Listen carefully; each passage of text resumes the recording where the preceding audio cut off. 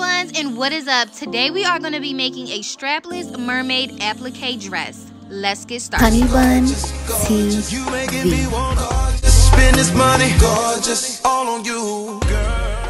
Hey honey buns, let's get started. Now everything you're going to need is going to be listed in the description box below, but you will need some fabric, elastic, and horsehair applique and feathers, which are totally optional and they will be in part 2. Now I use 4 to 5 yards of fabric because I'm 5'2" and fine too, but depending on how tall you are, it may vary, and as well as how long you want your mermaid style to be.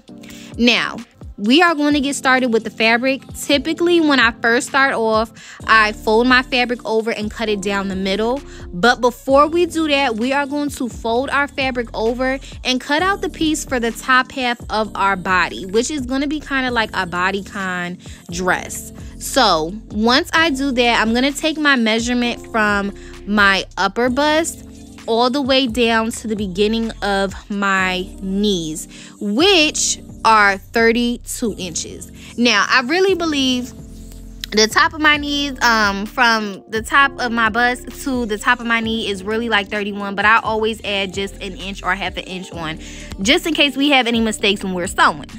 Now, after we cut that piece away, we are going to cut it down the middle, so we should have 2 pieces. The 2 pieces are for our what? Bodycon upper dress, okay? As you can see, this pattern is for the arms, but I'm gonna find where I have it listed my upper bust. So where my upper bust is listed, I'm gonna put that at the top of the fabric, and I'm going to cut it all the way down to my knee, which is 32. So you can see me just moving that pattern up because I'm finding it, and I found it.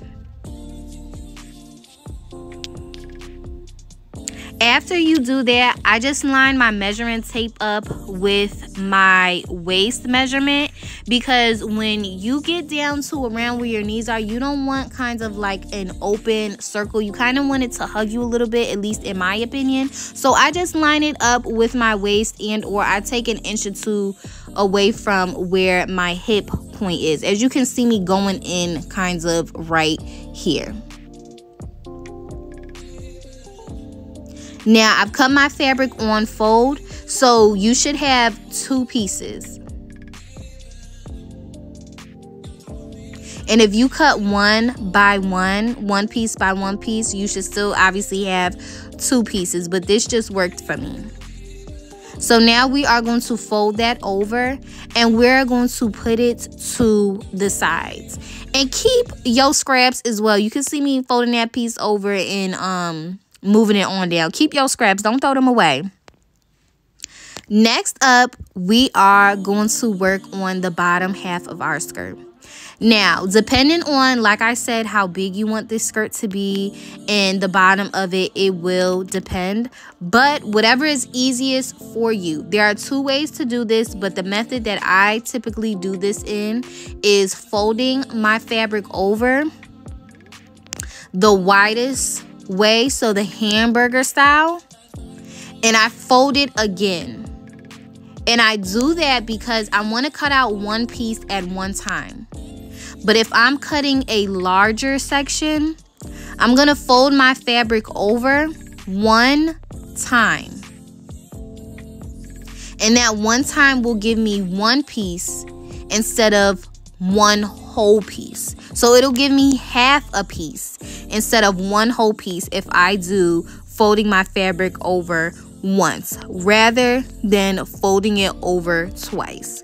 And I'm going to show you guys what that means. So what the style I just did is the hamburger style. As you can see, this is a little bit thin, it's a little bit small.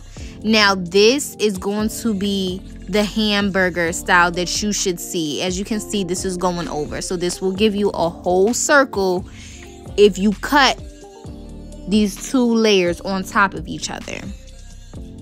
Okay, get a good look at that. Take your time when it comes to folding, because it can be very confusing in the beginning, but you got it. It's just going to take a couple minutes, and that's okay.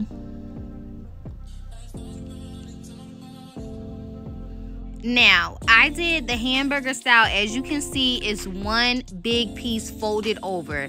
And why? Because I just didn't have that much space and my arms didn't reach out too long, and I just couldn't, okay? So I did it this way, which it actually worked best for me because I wanted the bottom of my dress to be really long, and I wasn't going to get that by doing the one piece over.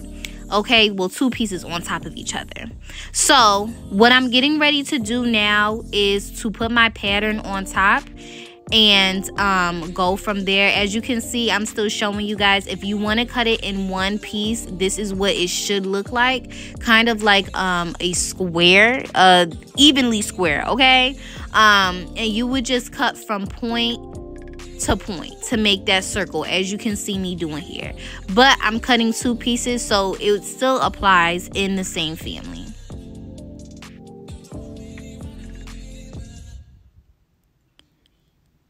So here's my pattern piece here. So what you're going to do at the top where you see the top of the triangle, that's where you are going to do your circumference measurement, and that's how much you are going to cut. Now, if you're cutting 2 whole layers, that is the equation you will be using.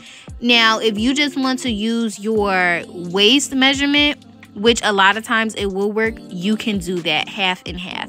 But if you are doing 2 layers on top of each other, this circumference equation will work for you. So as you can see here, now I have the big fat circle that I wanted, okay? And this is one piece, so this is going to be a piece for the front.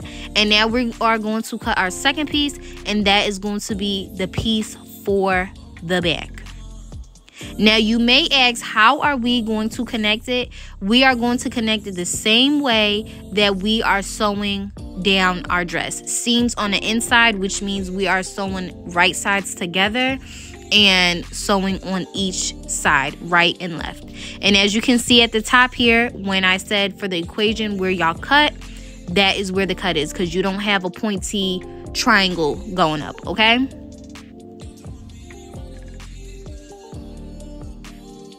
So now I am just going to open up the skirt. As you can see, 2 pieces. If you decided to do the piece where you have 2 layers on top of each other, it should be one skirt. That's a circle.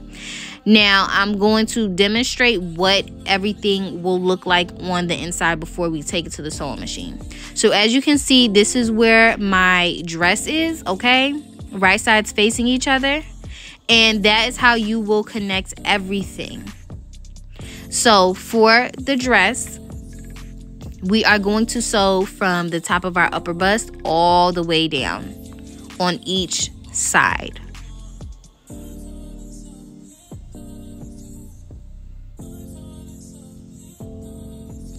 After you sew, this is what it should look like. And to connect your skirt, which I advise to do after this part, you are just going to fold it inside out and connect them. So as you can see me here doing, I'm pulling it through, and there should be a hole like this, an opening, and you're just gonna sew it around like we did with the jackets and things of that magnitude. You're just gonna sew it around. So I am going to pin it so it can stay in place.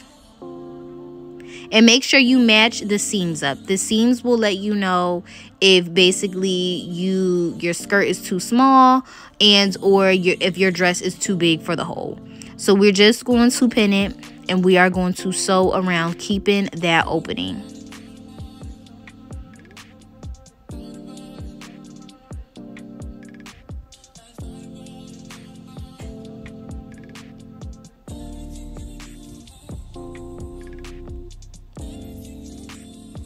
Now, I also forgot to mention that you will need a zipper.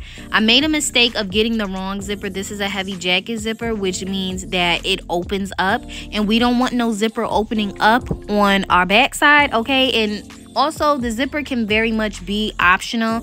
If you are not putting applique or anything on your dress, you can just pull it up. But because I am using applique and stuff, I'm going to use a zipper. So if you are choosing to use a zipper, instead of just using traditional elastic, we are about to make our casing for that elastic. So as you can see here, my elastic is longer than the casing. And if you have that problem, you don't have kind of sides that are matching up, all you have to do is you see where the elastic is, you find fabric that is that long, okay, and you match it up with the elastic. Also, I'm cutting about an inch off my elastic to kind of make it just a little bit tighter when it comes to my upper bust, because I don't want my dress slipping down. So this is the method that I'm talking about finding fabric that lines up with your top upper bust. Now that we've found some fabric to line up with our top upper bust, this elastic is approximately an inch. So we are going to make, I would say you can either do 1.5 inches and or 2 inches of our casing. And to do that, you are just going to flip it over to get an even side. And you're going to do this 2 times if you don't have one whole piece. If you do it 2 times, you're obviously going to make 2 pieces into one.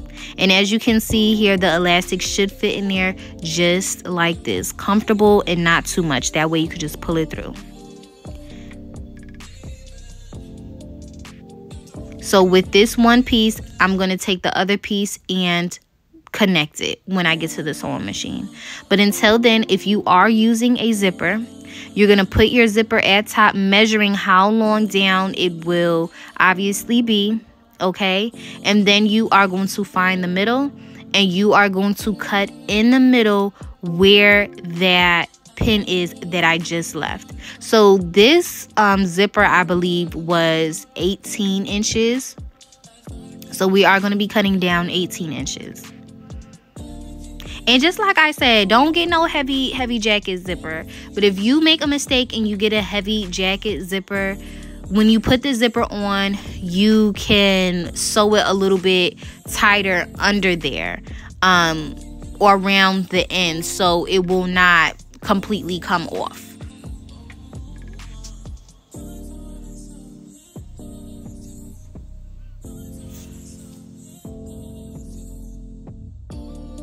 Hey honey buns, so what you are going to do now is take the casing, flipping it right sides facing each other, and then you're going to put your elastic on top and sew each end. Don't sew the whole thing, sew each end. So end one, which is where I have my hand at now and where I'm about to put it on the sewing machine, and you're going to sew into and then flip it inside out. So now that I flipped it inside out, as you can see, I've already started pinning from one end to the next. And a trick that I noticed is as you sew this down, you are going to kind of pull the elastic casing. As you see me here doing, you're gonna kind of like pull it, because the elastic is obviously smaller than what your upper chest is going to be. So it's going to start scrunching, as you see here. Just take your time. As you can see, I'm pulling it, but I'm also taking my time, okay? And it's gonna start forming that nice pretty scrunch. Now after that, you are going to sew down your zipper if you are using a zipper, and take your time. If you guys need me to upload a tutorial on how to put the zipper on, I will graciously do that. And baby, then obviously I didn't show y'all what the inside should look like after you sew your dress together, but this is what the inside should look like, and you're just going to pull it through.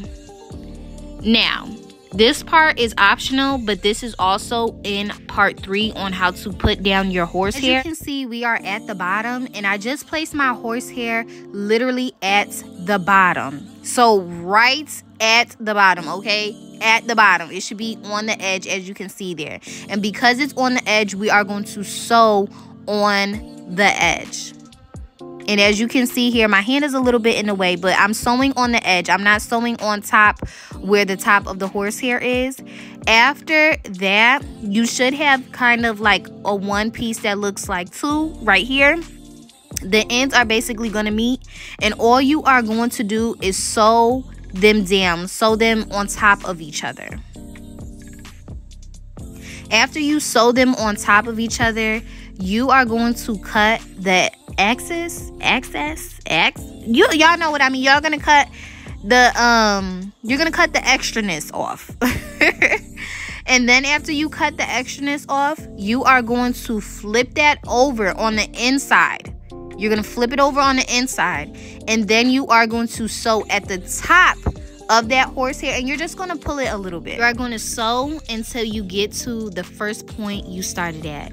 Now, see you honey buns next week on HoneyBuntv for part 2 and 3 on horsehair and how to apply applique. Mwah.